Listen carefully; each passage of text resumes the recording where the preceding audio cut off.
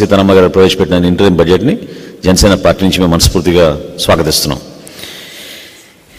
ఇంకో రెండో ముఖ్య అంశం ఈరోజు ఈ పత్రికా సమావేశంలో మీ ముందు తీసుకొచ్చేది రాష్ట్ర ప్రభుత్వం జగన్మోహన్ రెడ్డి గారి నాయకత్వంలో 2019 నుంచి ఇప్పటి వరకు సుమారు 80 నుంచి 90 మంది వరకు సలహాదారులు ఉప సలహాదారులు నియమించారు.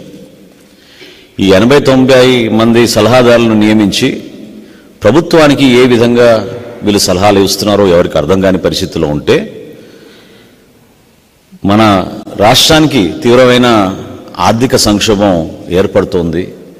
స్టేట్ ఎక్స్చెక్కర్లోంచి అనవసరంగా వీళ్ళకి నిధులు కేటాయించి డబ్బులు వృధా అవుతున్నాయని గౌరవ హైకోర్టులో కేసు వేసినప్పుడు పిల్లేసినప్పుడు చీఫ్ జస్టిస్ గారు డివిజన్ బెంచ్ అది ఆ రోజున చాలా స్పష్టంగా దేనికోసం ఇంతమంది మీరు నియమించారు, దీనివల్ల ఎటువంటి సలహాలు రాష్ట్ర ప్రభుత్వానికి వస్తుంది, ఆ సలహాలు మీరు ఎక్కడ ఇంప్లిమెంట్ చేస్తున్నారా, ఇది అన్వారంటెడ్ అండ్ అన్నెసెసరీ అని కామెంట్స్ చేస్తూ మీ పనితీరు చూస్తుంటే రాబోయే రోజుల్లో జిల్లాలో ఉన్న కలెక్టర్లకు కూడా మీరు సలహాదారులు నియమిస్తారేమో అని ఆ రోజున డివిజన్ బెంచ్ చాలా తీవ్రమైన విమర్శలు చేశారు.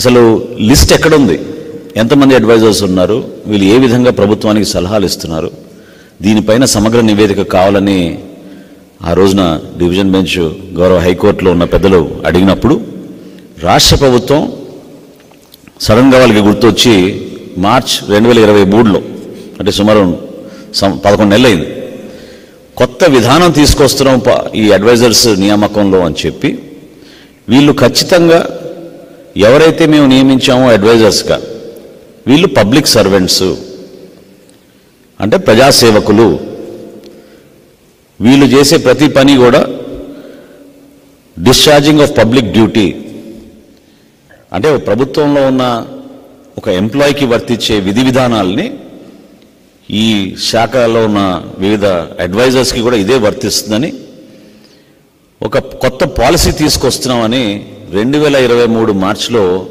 రాష్ట్ర ప్రభుత్వం గౌరవ హైకోర్టుకి నివేదిక అందించి ఆ రోజున వాళ్ళు చెప్పారు.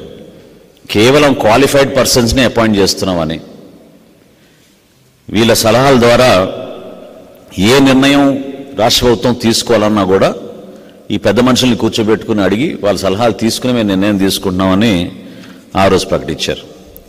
మరి ఇన్ని రోజుల నుంచి వీళ్ళకి జీతాలు, వీళ్ళందరికీ accommodation, vehicles, personal staff, telephone బిల్లులు, వీళ్ళు వాడుకోవడానికి మొబైల్ ఫోన్లు, ఇవన్నీ కూడా ప్రభుత్వం వాళ్ళకి అందిస్తూ ఉంటే ఒకరిద్దరు పాపం చాలా బాధతోటి ఈ విధంగా మనం ప్రభుత్వ డబ్బుని వృధా చేయకూడదు, మన సర్వీసెస్ దేనికి ఉపయోగించుకోవడం లేదు, ముఖ్యమంత్రిని కలవాలన్నా కలవలేకపోతున్నాం, ముఖ్యమంత్రి గారి సలహాదారులని నియమించుకోబడ్డ వ్యక్తులు కూడా కనీసం ముఖ్యమంత్రి గారిని కలవలేకపోతున్నారు.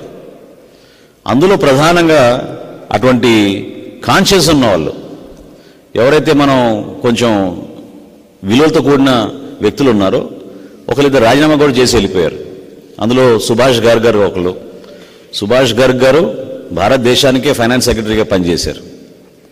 ఆయన కూడా లాభం లేదు, ఈ పరిస్థితి ఇక్కడ ఉన్న వ్యవస్థని మనం సరిచేయలేమని చెప్పి ఆయన కూడా అపాయింట్మెంట్ అయిన కొన్ని నెలల్లోనే ఆయన రాజీనామా చేసి వెళ్ళారు.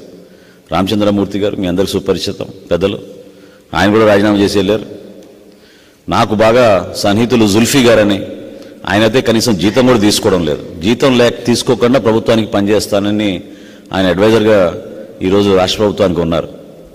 సుమారు 80-90 అడ్వైజర్లకి ఇప్పటి వరకు ఈ రాష్ట్ర ప్రభుత్వం వెచ్చించింది ఎంత అంటే అందరూ కూడా ఆశ్చర్యపోతారు. ఇప్పటి వరకు వాళ్ళు వెచ్చించింది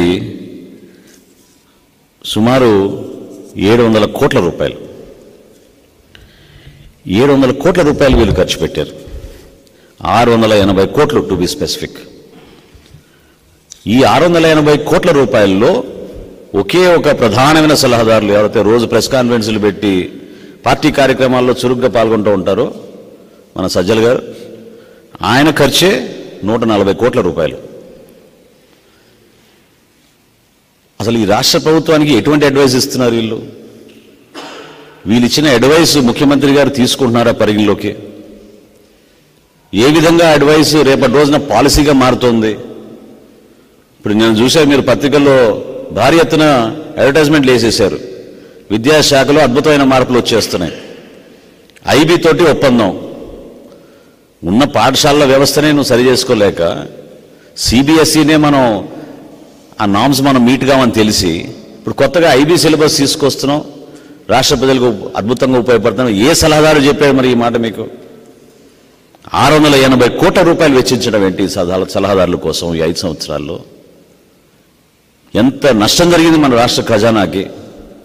ఏ విధంగా మీరు పరిపాలనకు ఉపయోగపడ్డారు?